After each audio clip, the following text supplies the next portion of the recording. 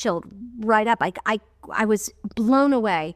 And just like thinking in the back of my head, don't cry, don't cry, don't cry, don't cry, don't cry, don't. You got this, you got this, you got this. No one prepares you for the moment when a life built on innocence collides with a nightmare no script could ever imagine. For more than 40 years, she was a symbol of purity, resilience, and moral strength. A woman who grew up before the eyes of the world, whose childhood felt stitched into the fabric of family television, whose face reminded millions of simpler times, honest values, and emotional warmth. Her name alone evoked trust. The weight of it didn't hit me because all of the technical stuff of getting it done at first, when, it all happened really fast. Mike called me and asked me if I'd be interested. I said yes. And then there was nothing, and then there was nothing. And then all of a sudden, boom, he said, we need you on Tuesday. And this was on a Thursday. And we're negotiating my contract and getting me to Vancouver and blah, blah, blah, blah, blah. And so I didn't really have time to think long and hard about it. And I got on the set the first day and got dressed and was looking around and saw the town and was kind of getting a feel for it. And I walked into where they were holding us, where our chairs were, and I got so overwhelmed with emotion. And I realized, and I texted Michael and Leslie and said, you guys, I'm here with tears in my eyes because I just realized your dad would have loved this. But in early 2026, that carefully guarded image cracked. Not because of a role she chose, not because of a scandal she created, but because her private world was suddenly dragged into a storm so dark, so disturbing, that it shattered decades of certainty in a single headline. Rumors long dismissed as whispers erupted into reality, forcing her to confront a truth she never saw coming. This was not about fame, not about career, not about the past she thought she had already survived.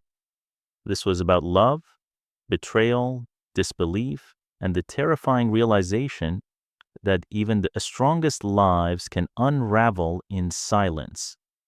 This is the moment everything changed. This is where the real story begins. Long before the rumors, before the headlines, before the heartbreak, there was a child whose life began under studio lights instead of lullabies. She was born in Los Angeles, California in 1964 and adopted shortly after birth by parents who were already part of the entertainment world. From her earliest days, creativity surrounded her. Scripts, rehearsals, auditions, and quiet conversations about performance were not foreign sounds. They were simply the background of her childhood. While other children learned how to play, she learned how to perform. By the time she was old enough to form memories, she was already working. Television commercials came first, then guest appearances, each role sharpening something rare within her. There was an emotional sincerity in her eyes, a depth that felt far too mature for someone so young. Casting directors noticed, audiences felt it, and without realizing it, she was being pulled deeper into a world that rarely allows children to remain children for long. Fame did not arrive suddenly. It crept in quietly, normalizing itself until it felt permanent. And then, at just 9 years old, a single role changed everything. One audition, one decision, one character that would tie her identity to millions of living rooms across America. A role that would make her beloved, admired, and forever remembered.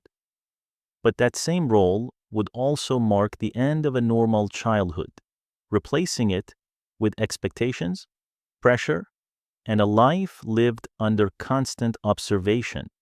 She was about to become someone the world would never forget. And in the process, she would begin losing pieces of herself she didn't yet know how to protect. In 1974, her life crossed a point of no return. At just 9 years old, she was chosen to portray Laura Ingalls in Little House on the Prairie. What seemed like a dream opportunity was, in reality, a transformation that would permanently fuse her identity with a single character in the hearts of millions.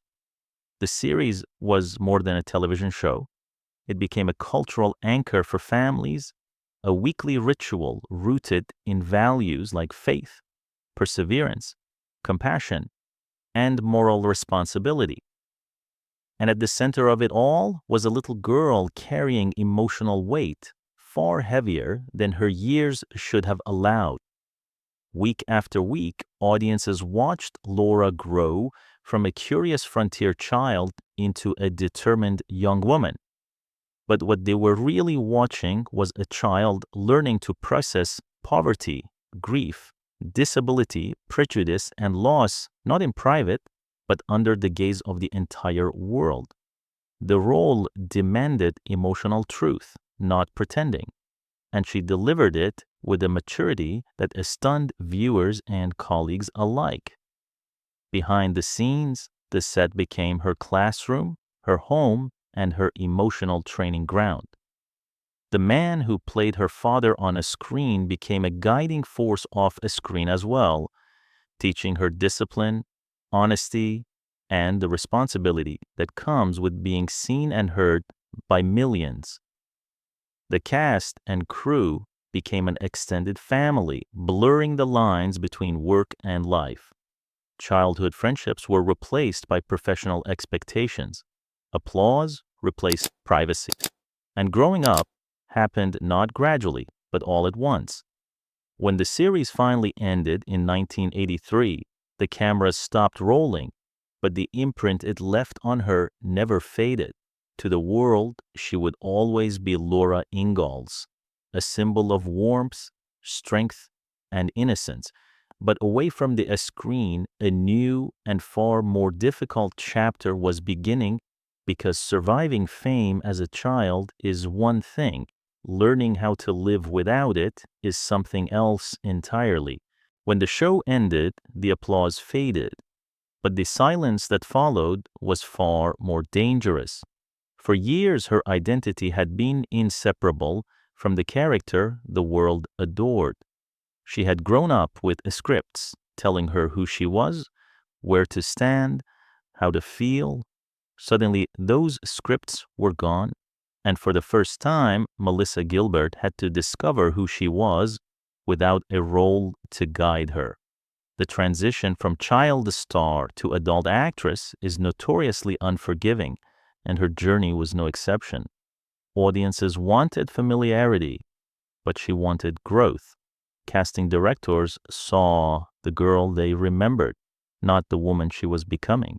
Still, she refused to disappear. She worked relentlessly, taking on television roles, made-for-TV movies, and the stage performances, each one an attempt to reclaim control over her craft and her future. One of her most demanding roles came when she portrayed Helen Keller in The Miracle Worker, a performance that stripped away comfort and required complete emotional exposure. It was proof that her talent extended far beyond nostalgia. On stage, she found something television had never fully given her: freedom.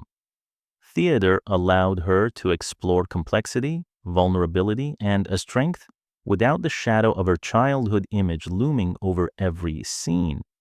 But while her career pushed forward, her personal life carried invisible weight. Growing up in the spotlight had left scars: the pressure to be perfect, the fear of disappointing others, the quiet belief that love was conditional, tied to performance and approval. She later spoke openly about struggles with self-doubt, addiction, and complicated family dynamics, challenges that had been building silently for years. Instead of hiding these truths, she chose honesty. She spoke about them not to shock, but to heal. In doing so, she shattered the illusion of the flawless child star and replaced it with something far more powerful: authenticity. Her vulnerability became a lifeline for others who had grown up feeling unseen, unheard, or overwhelmed by expectations they never asked for. Behind a strength the world admired was a woman learning, slowly and painfully, how to survive on her own terms, and soon her search for stability would lead her toward love, marriage, and motherhood, bringing both hope and heartbreak in equal measure. After years of living under pressure, she longed for something simple, something grounding, not applause, not validation, just a sense of normal life that fame had never allowed her to experience. In 1988, she stepped into marriage for the first time, believing it might offer the stability she had missed since childhood. The union marked a turning point, a quiet hope that adulthood could finally bring balance. When she became a mother, everything shifted. Motherhood grounded her in ways fame never could, giving her a purpose that felt real, immediate, and unconditional. But love, like fame, is rarely simple when lived in the public eye. As years passed, cracks formed, expectations clashed with reality, and emotional distance grew despite shared hopes and genuine effort.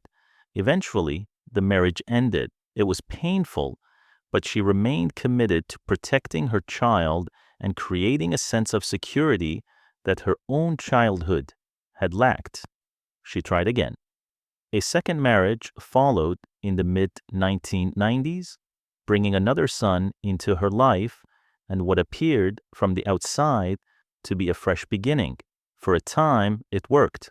A blended family, shared responsibilities, and the belief that experience had finally taught her how to make love last. Yet even this chapter slowly unraveled, balancing career demands, personal growth, and motherhood proved overwhelming. Years later, the relationship ended in divorce, leaving her once again to rebuild herself, stronger but more cautious, more aware of how fragile happiness can be. Then love found her again, not in idealism, but in understanding.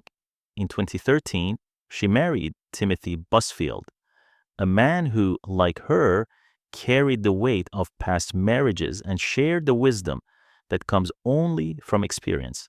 Their wedding was private and intimate, far from the spectacle that once defined her life. Together, they formed a blended family rooted not in perfection, but in mutual respect and emotional honesty. For years, their life appeared calm, grounded, and deeply personal. To the public, it seemed she had finally reached a place of peace. A woman who had survived fame, heartbreak, and reinvention, now living quietly on her own terms.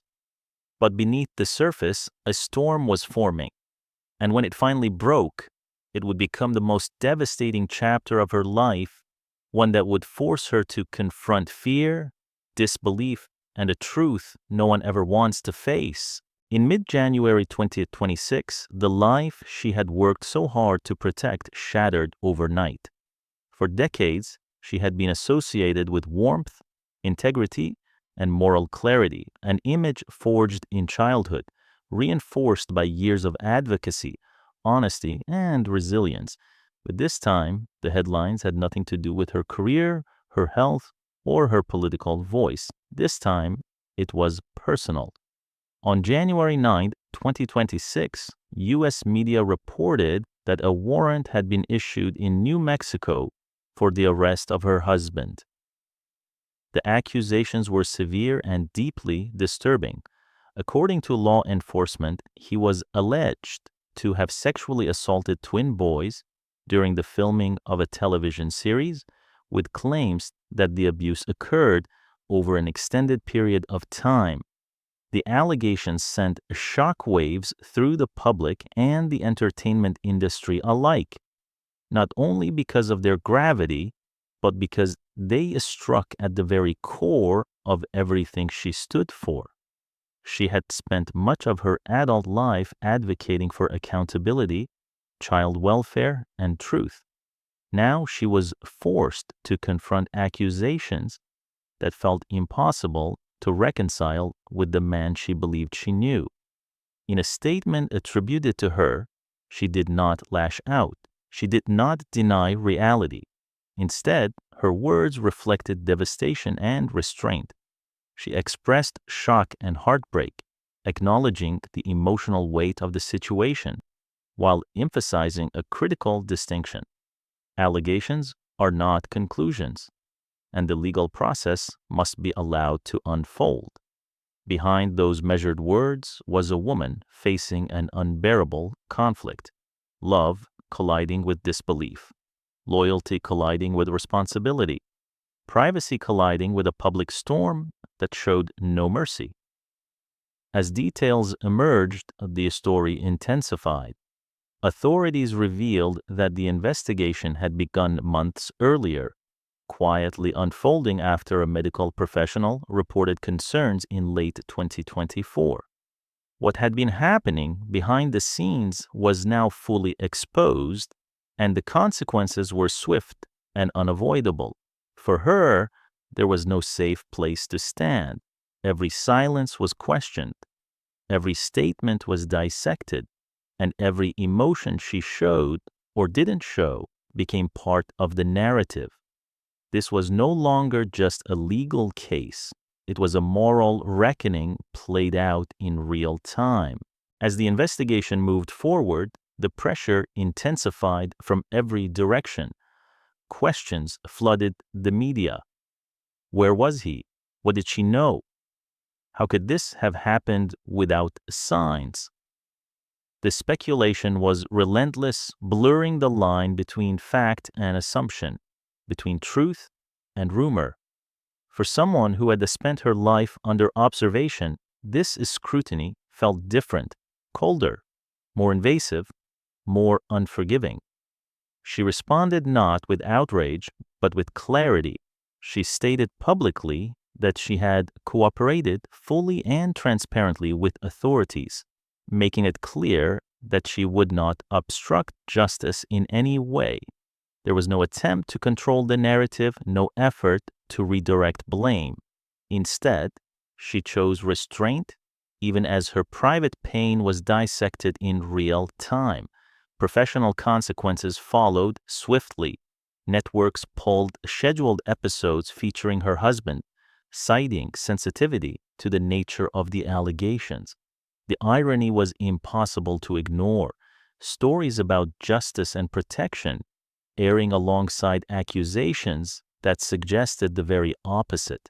For her, it felt like watching the foundations of her life fracture, piece by piece, in front of an audience she never invited. Then came another blow. Days after the warrant was issued, authorities reported they had been unable to locate him. The U.S. Marshals Service became involved, and media speculation reached a fever pitch. Each passing hour without resolution deepened the uncertainty, not just legally, but emotionally. When he finally turned himself in, it did not bring relief. There was no sense of closure, no clarity, only the heavy realization that the process was just beginning. She described the moment not as an ending, but as a reckoning, a point where denial was no longer possible, and the path ahead would be slow, painful, and public. Amid it all, she did not center herself as the victim. Instead, she expressed concern for the alleged children involved, stating that if harm had occurred, they deserved protection, compassion, and truth above all else. Those words carried weight, not because they were dramatic, but because they were consistent with the values she had lived by for decades. In confirming the rumors surrounding her private life, she offered no spectacle, no emotional collapse for cameras, just the quiet voice of a woman navigating disbelief, responsibility, and grief all at once. Sometimes courage does not look like defiance. Sometimes it looks like standing still while everything you love falls apart. When the headlines finally slowed, the silence that followed was heavier than the noise. There was no victory, no resolution, no moment that felt like relief.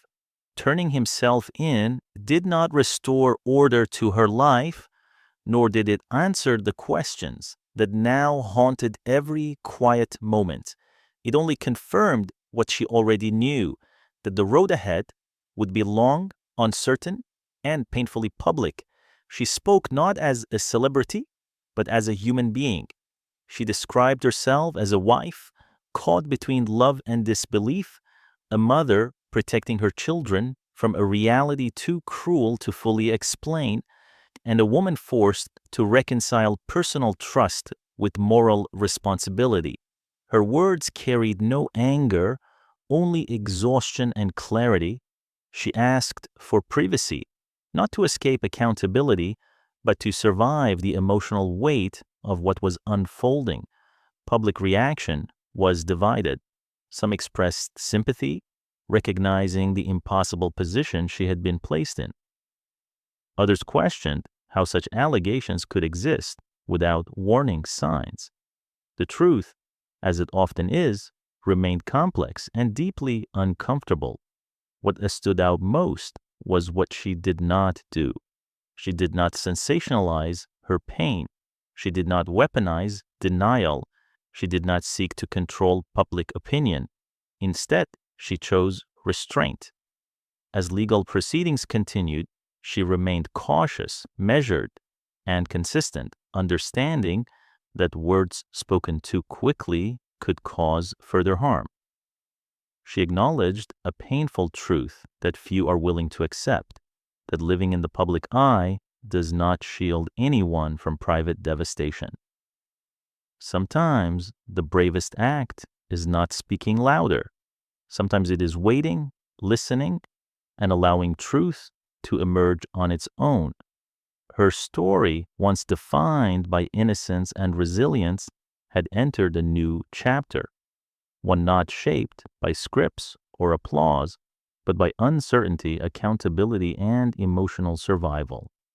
And as the world watched, one question lingered quietly beneath it all. How do you move forward when the life you trusted no longer exists? This moment did not rewrite her past, but it forever changed how it would be remembered. For many, her legacy had been frozen in time, a child running barefoot across the prairie, a symbol of innocence untouched by darkness. Yet life is rarely that simple, and legacies are not built only on who we were, but on how we respond when everything we believe in is shaken. As the legal process continued, she understood something deeply painful.